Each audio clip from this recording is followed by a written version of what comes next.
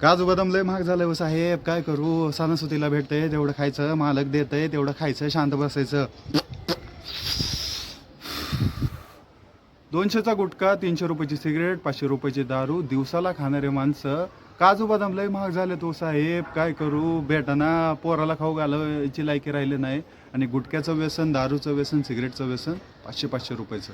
मित्रांनो, सगळ्या गोष्टी जर बघितल्या आपण तर ज्या गोष्टी खाल्ल्याने माणसाची डेड बॉडी होती गुटखा सिगरेट खाल्ल्यावरती, त्याच रीतीने जर तुम्ही काजू बदाम खाल्लं तर तुमची बॉडी तर होईल, कुठली पोरगी तर तुम्हाला भाव देईल रे. सिगरेटा बिगरेटा फुकल्यावरती, गुटके बिटके खाल्ल्यावरती कुठली पोरगी येऊन पप्पी घेऊन नाही जाणार तुमची. आधीच तांबडे झालेले दातं बघून तुमच्याजवळ कोण येणार आहे का? पर्सनॅलिटी ठेवा, फिजिक्स ठेवा, इम्प्रेशन पडलं पाहिजे, बॉडी बिडी ठेवा. छातीचा पिंजरा झाला आहे अक्षरशः, लात मारली तर उडून जासाल. काहीतरी विचार करा. या सगळ्या गोष्टी करण्याऐवजी पैलवानकी तोरा ठेवू, खाऊन पिऊन एकदम मजबूत राहू.